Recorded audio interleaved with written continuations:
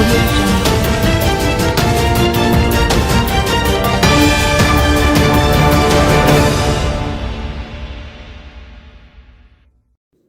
Motorcyclist dies while seemingly performing stunt in Portmore. A motorcyclist is now dead after the bike he was driving collided with a motor vehicle on Saturday in Hope Bay, Portland. He is Roshan Miller, unemployed of Black Hill District in the parish. Reporters understand that the incident took place around 3:15 p.m. The accident involved a 2001 white Nissan Caravan, which was driven by 68-year-old Sidney Mitchell, and a blue and red motorcycle without registration plate driven by the deceased. In a video circulating on social media, Miller was seen seemingly performing a stunt when his legs up on the seat of the motorcycle and swayed occasionally before crashing into the vehicle. The Port Antonio Traffic Department is currently conducting an investigation into the fatal accident. St. Andrew sought persons of interest, not heeding calls to surrender so far. A day after the St. Andrew South Police Division issued a list of persons of interest and asked them to surrender, none has so far done so.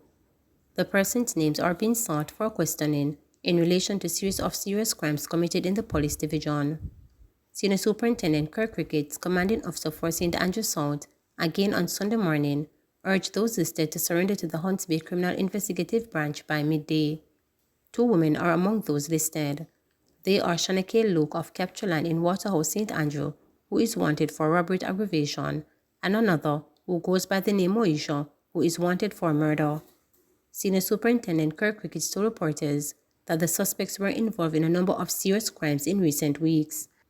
The other individuals listed are Quinn Byfield, otherwise called Tree, Roshan Brissett, otherwise called Solo, Kadeem Gorner. Also listed is a man known only by his alias Brother, another man known as Jaheem, Christopher McLean, otherwise called Frazel, Kevin Brown, and another person known only as Little King. Fishers cry out against exuberant fines. Fishers in Alligator Pen, Manchester are protesting what they say are exuberant fines being imposed on them in court for fishing on an expired fishing license. Derval Senior Jr. and his father Derval Sr. were summoned to the Manchester Parish Court on December 6 for the breaches and were fined $350,000 and $200,000 respectively. The fines are to be paid on January 3rd when they are scheduled to return to court. Mr. Seeley told reporters that he is unable to pay the fine.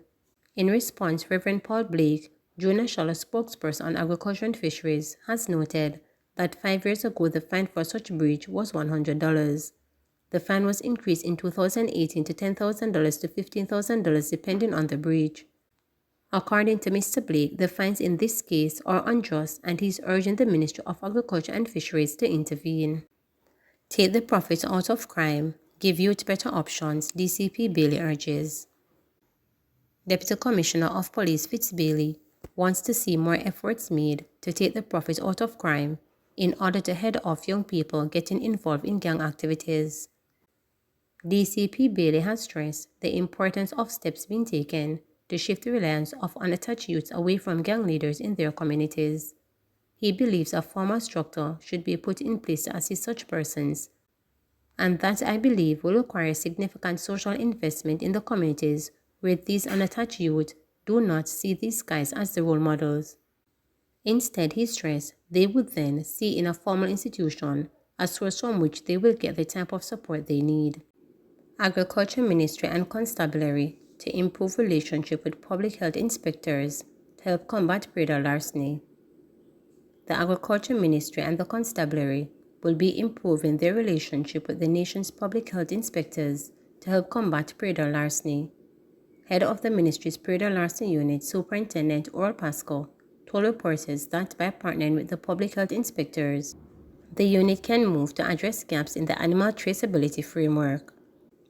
Although the inspectors play a critical role in protecting the health of animal production, Superintendent Pasco explained that they can also help to ensure that stolen animals are not stamped.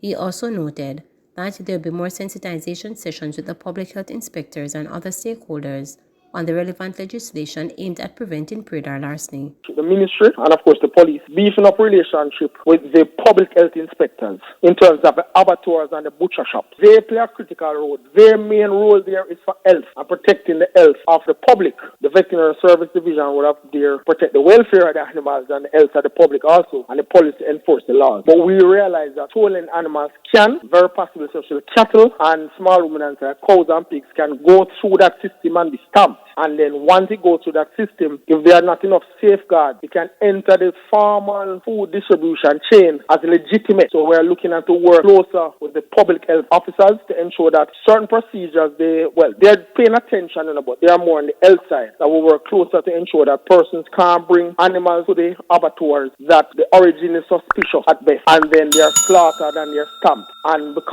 of course we have currently last year we're going to continue. We're doing a series of workshops with the public health officers and bringing the awareness of all the relevant laws. And of course we look into closer ties, both formally and informally, with them to ensure we tighten that part of the whole framework, traceability framework, between the stamping, the validation of the ownership, and that's not their primary function. But just like NATE, the secondary function is important. And not about NATE, they also, when they see a cow comes in, they probably should ensure that these animals are tagged because it's health related, and there's a certificate, there's a passport available before they put the stamp of approval on that animal. And of course, if they have any doubt, making them aware of the avenues to check the validity of these avenues, all things of these animals, to see that they came from sources that are reputable and they weren't illegally and lawfully obtained.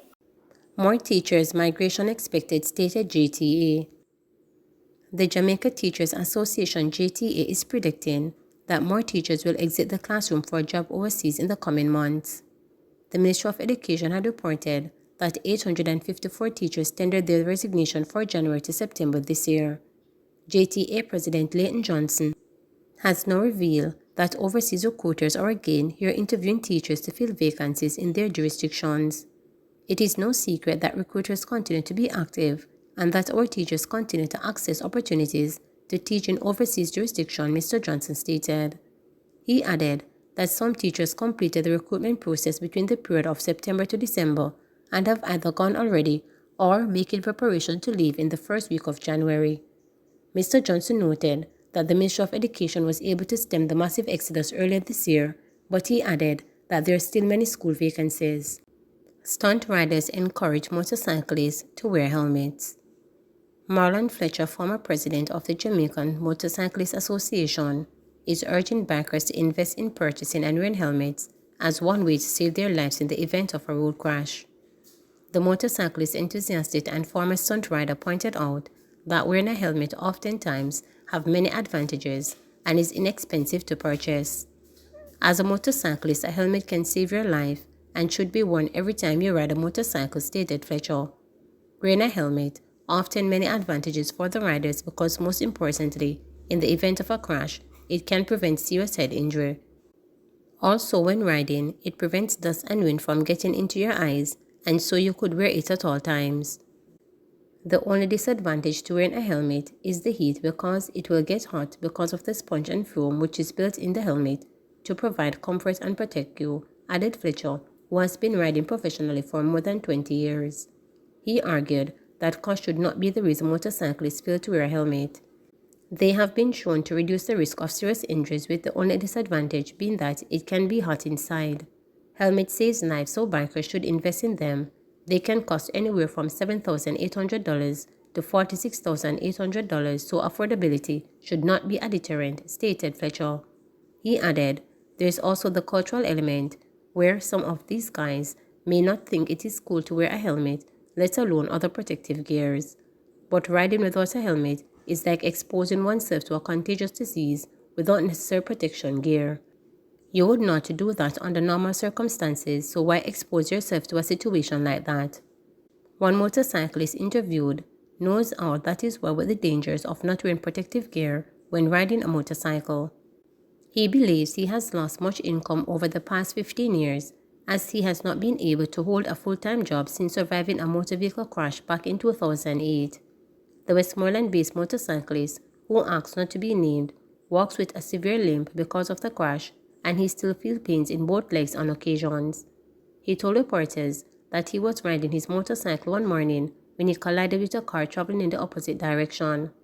That incident was a turning point, as he is now unable to hold jobs because of the inability to stand or walk for long. I wasn't wearing protective gear or helmet, so I ended up sustaining head injuries. Both my legs were broken and huge chunks of flesh were missing. I also had scrapes and scratches on my hand, he said. I was 22 at the time and the main provider for my family. I was in the hospital for 3 months and lost my job. I also used a motorcycle to carry goods for small shops in my community, and I lost that income too, he stated.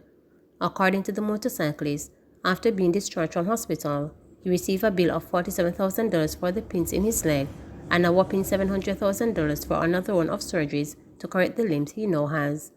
I did not pay the hospital bill, however, my family struggled to find the money. They spent an average of $700 per day on meals when they visited. My medication was $70,000 in total, which my family struggled to afford. I was also required to do physiotherapy, which cost $5,000 per session. I only did about 6, which was $30,000 because we could not afford it, he stated. I was told I would require surgery to correct the limb, which was $700,000. I could not afford it because I wasn't working, and my sister, who was now the family breadwinner, could not afford it either, he continued.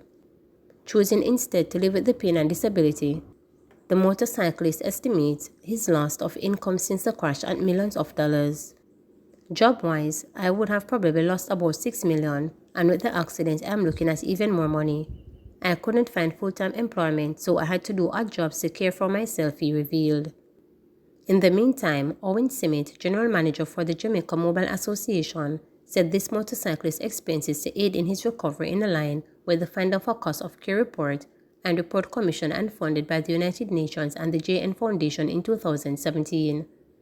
The UN and JN Foundation Cost of Care report represented the case of a 24-year-old motorcyclist who was hit by a motor car. The report said at the time it cost $9 million to treat him. Consider that the report was compiled roughly about 8 years ago when things were less expensive. Also, when you consider the salaries of nurses, doctors, ward assistants, things like soap and other costs associated with the victim's stay in hospital, you're looking at approximately close to $15 million, stated Simmet. In this case, where he was the breadwinner, you're looking at a family that has been finding it very difficult to survive economically over the past 15 years. Therefore, we need to emphasize to motorcyclists especially the need to wear protective gear such as helmet. There also needs to be messaging about responsible road usage such as adhering to the road code, paying attention to the road marking and traffic signals, added Simmet. Please remember to subscribe, like, share, and click the notification bell for daily updates.